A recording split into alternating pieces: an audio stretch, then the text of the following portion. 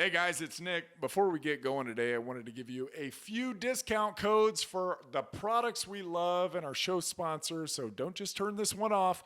If you're listening to this podcast, we at Hardwick Life want to reward you for your loyalty. So take 25% off of your order by using the code HardwickFF25, because after this long, we consider you friends and family.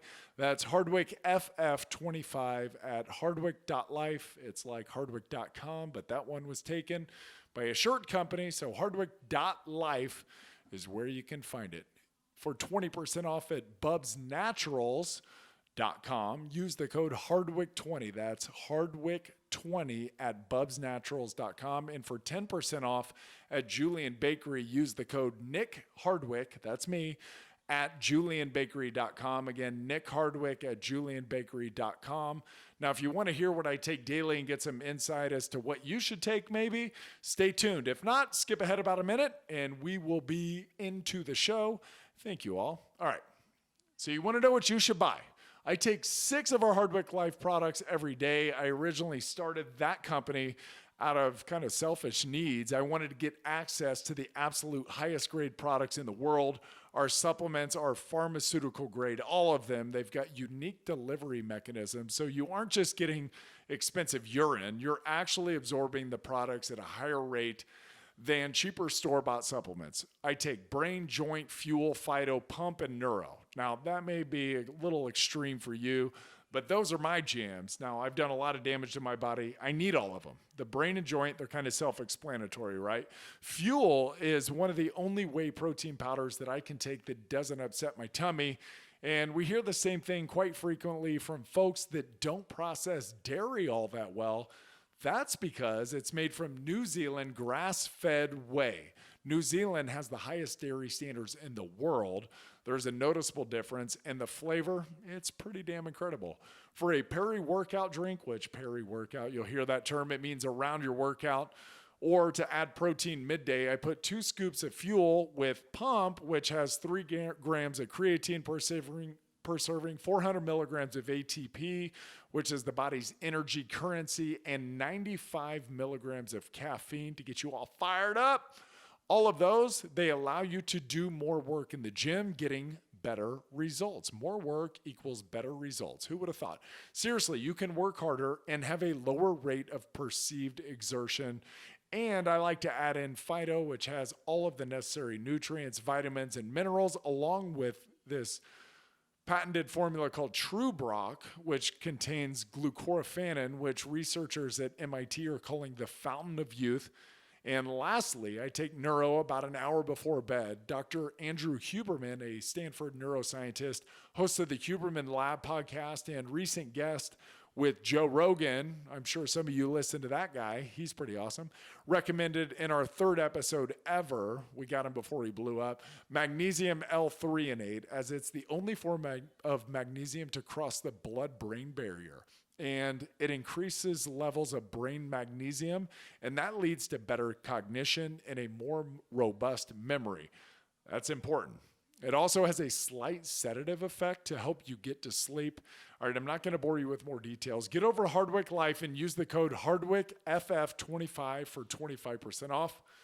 Now, you guys that have been following me for a while now know that I've used Bubs Naturals since the company's inception. I don't know. I may be their first ever ambassador. I know there's a lot of bigger names now that are promoting Bubs.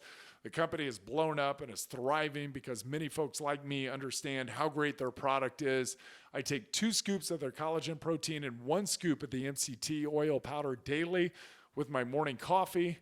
Try it once, you're going to be hooked. It's unbelievably creamy. The collagen is also really a great way to sneak some protein into your kids' lives too.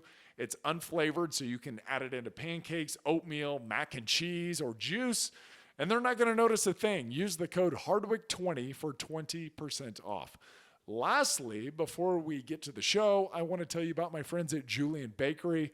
This company, they've really got their act together. I believe most people could use more protein in their lives. It's got a very positive effect on satiety, brain signaling, and maintaining a healthy body weight.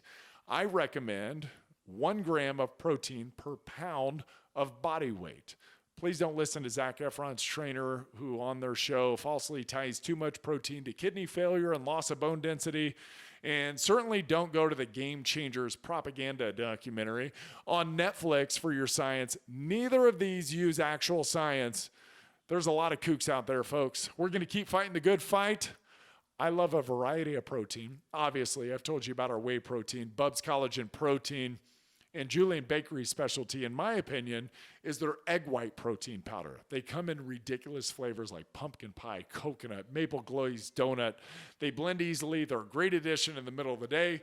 Use the code Nick Hardwick for 10% off. That's Nick Hardwick for 10% off. All right, that's enough. Let's get you back to the show. Love y'all. All right, what is up, y'all? It is Nick Hardwick. This is the Hardwick Life Podcast. This is not some fancy shit. So sorry for a lack of introduction. Sorry for a lack of a close. We're just going to wrap this up when we wrap this baby up. And I hope you guys have fun listening. Could we do something a little different? Yeah, we could. Do I care that much? No, not really. Hope to get out some good information. Hope to provoke some thought. So sorry, Ryan. No fancy intro here, pal. Hope you're having a great day, though. All right, check this out. The other day, I posted a picture of me coaching a second grade football team on Instagram. And I said, at this age, I didn't say what age, it's important not to get caught up in winning or losing. It is far more important to look for the teachable moments and coach the shit out of those coachable moments, those life lesson moments at second grade, so 7 years old, right? And tons of great responses back. And then I got one, a little bit of pushback here. And a guy goes, if it's not about winning or losing, why even compete? The winning and losing has to come with the competition, or there's nothing to drive you to get better. Okay, well, I thought, well, that's a really interesting idea. And I wrote back, I said, everything that I learned in my 11-year NFL career that is lasting for me had nothing to do with whether we won or lost. Nothing. So I can see a lot of reasons to compete besides winning or losing. And he said, so the end goal was never a championship. And I said, you're always striving for a championship. And we'll talk more about this, but not getting caught up in the winning and losing. Watching the scoreboard never has helped a performance. And these kids, they are in second grade. And here's the most important part. Some of these kids are pushing their limits simply by bringing a helmet to the field, by putting on a football helmet, by putting on shoulder pads, by getting involved in a team sport. That is stepping way outside of their comfort zone, right? By making contact with another individual. That is way outside of their previous comfort zone. And some kids are super freaking competitive at this age, and it's all about winning or losing. And I would caution them that maybe that's what it shouldn't be about, is winning or losing. We're going to talk more about. And like I said in my original post, there's more important juice to extract from the game than just wins or losses. Yes, you're going to get the wins and losses. Yes, we naturally all keep score, right? Even in second grade, these kids come up to me and they can't keep score in their head. Hell, I can't keep score in my head. They all come up to me and go, Coach, are we winning or losing? And I always go, is it going to affect how you play the next play?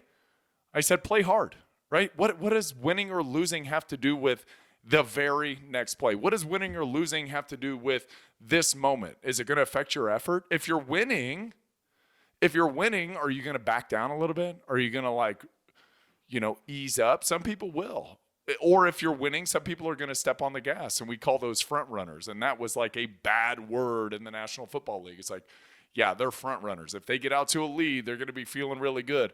But the minute you come back and you test the resolve, they are going to crumble, right? So you've got different types of scoreboard watchers, or you got people who, when they're down, and this is especially with little kids, when they're down, they don't feel like there's any way that they can get out of it. Oh my God, we're going to lose. We're losing.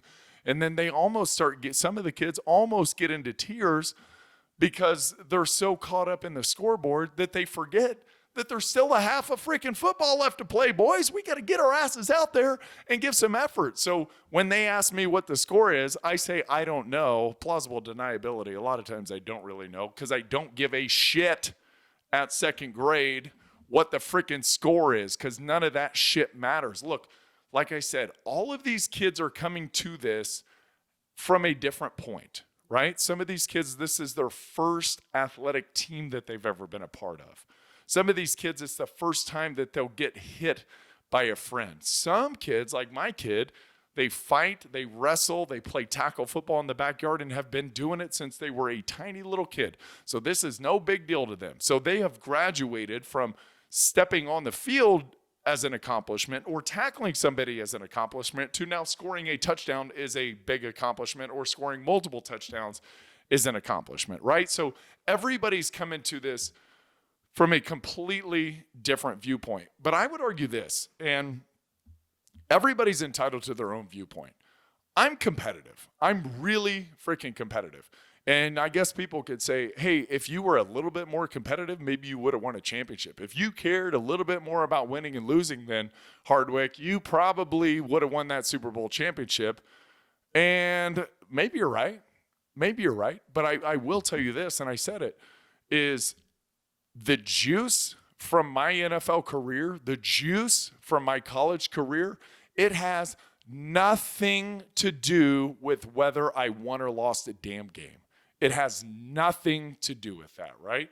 There's some great memories. There's some memories that you look back and you're like, damn. But that's not what I learned from my career. The times that I learned the most in my career was when I was hurt, when I was injured, when I was sitting on the sidelines or laying on the couch and trying to figure life out a little bit more. You know, when you had to go back to the drawing boards after you ultimately did not win or accomplish your goal, which now we're looking at winning and losing as a data point, which is going to give us some corrective measures to go, okay, here's what I need to improve on. Here's some of the areas technically that I'm short on. Here's some areas tactically that I may be short on. Here's some areas in the leadership realm that I may be short on. Here's some areas in communication that I may be short on. But none of it really had to do with winning and losing, because think about this. If you're winning early, if you get early success, then all of a sudden, what do you have to work on, right? What do you have to work on? Because, hey, man, you got it all figured out, right? And then the minute you lose, what happens? Then you've got a gap, a developmental gap, because maybe you didn't lose enough early on. So winning and losing, yes, they are a factor. Of course, we're all keeping score. We're all keeping score. And I really just think, yes, we're keeping score. It's in the back of our heads. Yes, we want to win. Of course, we want to win that championship. But you are not going to catch me staring at a damn scoreboard during a game. In fact, I had my best golf round the other day, and you know what happened? I was marking my score down, and I knew I was playing really well, but I got lost in the shot, one shot at a time. And I refused to, like I had done before, calculate my score and figure out if I could get below a 90 before 18 holes or at 18 holes, right? And so I got lost in the moment, and I just immersed myself in this process, which then allowed me to focus on the shot at hand. Because like I've said before, Marty Schottenheimer was a one play at a time guy. That's the only way we can really live extremely well and perform extremely well. We can't worry about the scoreboard. We can't worry about what the headlines are going to say. We can't worry about what the trash that's going to be talked. Play the game, play the shot, play the play. This is the only one that we have control over. So, and I take this because I forget what year it was. Maybe it was 2011, 2012, somewhere around there. Phil Mickelson, everybody knows Phil Mickelson, huge Charger fan. Norv Turner happened to be friends with Phil Mickelson, and he brings him into the facility. We're struggling this year, as we did sometimes at the beginning of the year, and he brings him in. And Phil was, like I said, a massive Charger fan, so he knew our roster in and out. And he looked at us and he says, guys, you've got everything it takes within this room to be a winner, to achieve your goal, which everybody knows what the goal is. And there was a picture of it in the meeting room. And what Phil basically said was, nobody believed that I could win the Masters until I won the Masters. And what happened that was different in that Masters from the ones previously where I finished as the runner-up or I fell off on the final round was the previous ones where he lost, On Thursday, Friday, Saturday, he was having a hell of a time. He wasn't watching the scoreboard. He was joking around. He was talking trash. He was smiling. He was loose. He was focusing on the shot, and he was playing damn good golf. And then in those years where he did not win, he would show up on Sunday, and he would be serious. And the pressure was on. And he put it on himself. He did this to himself because he knew that he had the lead, and he had to defend because it was all about the win, right? It's all about the damn win. And so Phil's getting serious because you got to get serious to win, right? Like we have to be super serious to win anything. And what happened? He didn't play good golf. Why? Because he's tight. He's probably gripping the club, like strangling that thing. His body's not moving the way that it's supposed to when you're loose and there's no pressure and your heart rate's at a reasonable pace when you're playing in such a high pressure tournament. And he went back and he watched all those old Masters where he collapsed and he choked and people said he can't win the big one. And he said, what am I doing? Thursday, Friday, Saturday, I'm out here having a great time. Sunday, I show up, and it's all serious. And so what he did when he finally won is he said, I'm going to let go of the winning and losing. I'm just going to let go. It's not really within my power if I win or lose. What is within my control is how I perform and my mindset going into this. And so what he approached it like was Thursday, Friday, Saturday. I'm going to go out. I'm going to talk shit to my competitors because that's fun to do. And I'm going to smile. I'm going to laugh. If I have a bad shot, I'm going to laugh it off. And you know what? I'm going to regroup and I'm going to play the next shot. And lo and behold, Phil Mickelson wins his first Masters. Not caring about the scoreboard, not caring about winning. So if you're focused, and I genuinely believe this, if your sole purpose in playing sports or your sole purpose in doing anything is winning, I think you're missing everything else besides that fucking scoreboard. Every other bit of juice that can be extracted from any endeavor that you take on that's wildly challenging, if it's only about winning or losing, you are fucking yourself from learning everything that comes along that really tough, long, arduous journey. You are blowing it, right? If you're in a weight loss program and all you care about is getting 25 pounds off, that's amazing. That's amazing. It's an amazing goal, and I'm not trying to diminish it. But if all you care about is getting that 25 pounds off and you've learned nothing else along the way about yourself, well, was it worth it? Because you didn't become a better person. The whole thing of taking on these big, massive, challenging goals, climbing mountains, winning Super Bowls, losing the weight that you want to, finishing some task that is really difficult for you to finish. And I'm not saying you got to climb a mountain or run a marathon or win a Super Bowl or anything. I don't care what it is. You know, like some of these kids showing up to the field, putting on the helmet, putting on the shoulder pads. That's a fucking massive accomplishment for them. And so they can take pride in the relative distance that they have covered to get to where they're at. Or you can take pride in the relative distance that you've learned to cover. But if you are missing all of the juice that comes from competition, whether it's against somebody or whether it's against yourself, all of the things that you can learn about yourself in that time, and all the things you can learn about life and the perspective that you can have, damn, I think you're missing the boat. I think you're missing the boat. I really think you are missing the boat if it all comes down to winning and losing. And here's something that's super dangerous, right? And I think, so I'm a big proponent of the growth mindset, right? A huge proponent of the growth mindset. And I knew new psychology for some, it's like, oh my God, we are softening our kids beyond repair. And part of it, I believe that. Like part of that, I'm like, okay, it's a little bit too far. But this I wholeheartedly believe in is the growth mindset versus the fixed mindset. And there's a great book on it called Grit. Angela Duckworth wrote that. But it comes back to Carol Dweck, I believe is her name, is the psychologist who kind of came out with this concept and did tons of really significant studies about growth mindset versus fixed mindset. And the kids who focused on the process and the effort that they put out, those when it came to like standardized tests and when it came to, you know, academics, they were tested, I believe, in a New York City schoolroom. The kids who they gave the mindset to, who they taught how to speak this language to themselves and frame it properly in their brain, the competition that they were having with the test and with their peers and all that. The kids that they tested, that they gave this growth mindset to, they far exceeded where the kids with the fixed mindset were. Even the ones with the fixed mindset that had a higher bar, a starting bar, than the kids with the growth mindset. And here's why.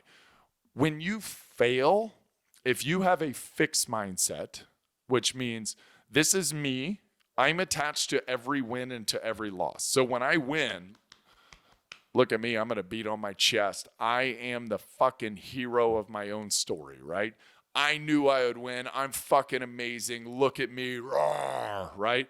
That's a fixed mindset win. A fixed mindset loser, it's tragic. I mean, their ego gets so curb stomped that they don't know what to do. They don't know how to react. Their ego is dying in front of them. And so it hurts incredibly bad because I was on top of the mountain. I am conquering this. And the minute that they get put in their place, wherever it is and whatever endeavor they're trying to take on, they get crushed. They get crumbled. I suck at math, or I suck at football, or I suck at losing weight, or whatever it is. Like those mindsets that start in childhood, those are pervasive up until and through adulthood. So it's really important, especially when I'm dealing with 2nd and 4th grade kids, to help instill a growth mindset into them. Where I had a kid the other day, he said, I'm not good at this. And I said, you're not good at that yet, right? Because we haven't worked on that. So how could you be good at that? And take the onus off of him and put the onus onto me. Yes, he has to do the work to get good, but let's not say I'm not good at anything if you haven't put the time in to get better. And that's the growth mindset. I'm not yet where I need to be. And I would say that about my entire life. I'm not yet where I need to be. I've never won a championship ever in my life. I got 2nd place in the state of Indiana wrestling my senior year. I was 2nd team all Big Ten my senior year at Purdue. We finished 2nd in the AFC championship. I've never won a championship in my fucking life. In fact, like 12-year-old AAU basketball, 2nd place in the state of Indiana, right? So maybe I'm just a 2nd place guy. But I will say this. It didn't stop me ever from competing, and the winning and the losing didn't slow me down. And all it did was tell me I'm not there yet, and I've got a lot of things to work on. And I just think there's so much power in a growth mindset that always focusing on winning and losing.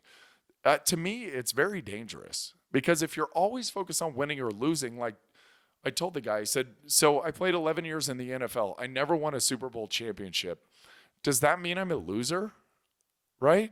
Because I didn't win, ultimately, I didn't win. So does that invalidate my career? Does that mean that I wasted 11 years of my time and 3 years in college football? Does that mean that all of that time is wasted because I didn't win?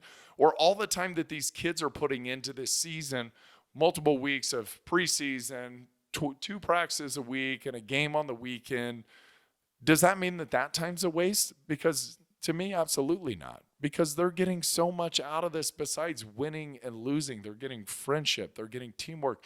I'll tell you a little story. This last weekend, I benched my own child. I benched him at the end of the game, and we played shorthanded because he was not being a good teammate. I didn't give a fuck if we won or lost the game. What I did care about, what I do care about, is that these kids learn how to play a sport properly with good sportsmanship, that they're a great teammate, that they exhibit leadership qualities, that they play hard and give great effort all the time, right? There's a right way and a wrong way to do everything. And sports gives us a nice conduit, right? To be able to talk about, and it's fun. This is the beauty of sports. And this is why it's the winning and the losing is so insignificant. If you just look at these key moments that you get, right? You don't get these in life all the time. You get these in the workplace like one every 3 months, one every 6 months, one every year. But in sports, you get them every damn game. And in football, because it's so emotional and physical and it's challenging, you get it every single game and sometimes multiple times a game. that we've got a lot of things to talk about and extract from your performance, from your attitude, from your leadership, from the way that you carried yourself. We can take all of that and we can talk about that and talk about how that translates into real life. So if we're going to focus on winning and losing, well, we win the game. Okay, great job, son. You won. That's it. We're going to leave it at that? That's it? We're not going to get any juice out of the game besides you won or you lost. Okay, cool. Hey, try harder. Yeah, try harder, because we're not trying hard enough, right? And that's what pisses me off so much is like, when you lose, it doesn't mean you're not trying hard enough. And when you win, it doesn't mean you're trying harder than the team who loses. It doesn't mean that. It may mean you're deficient in a couple of areas. And yes, can we learn from winning and losing? Yes, we can. And I talked about this a little bit with the scale. Like people who are in a weight loss program, they look at the scale and it can either crush them or it can put wind in their sails. But some people, they look at the scale and they've lost 5 pounds and they go, I'm on track. And then they quit. They stop. It's called the halo effect, right? Where you're feeling really good and I've done so well over here that I deserve to be a little bit naughty, right? That's the halo effect. And so sometimes looking at the scoreboard, other than objectively just for data and to maybe correct ourselves tactically, technically, and from other standpoints, then I think we're fucked up, because winning or losing to me doesn't really matter all that much. Would it have been nice to have been a Super Bowl champion? You're damn right it would have been nice to be a Super Bowl champion, just mostly for the ring. But I had a great coach once, John Ramsdale. He was a quarterback coach with us. He coached Kurt Warner.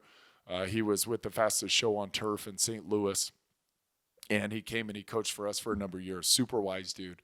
And he didn't speak very often. And so when he said this, it really hit like a ton of bricks, because we were talking about winning the Super Bowl and da-da-da. And he goes, boys, if the only thing that is important in your career is winning a Super Bowl championship, you're really setting yourself up for a ton of disappointment, because every single year, only 1 out of every 32 teams wins it.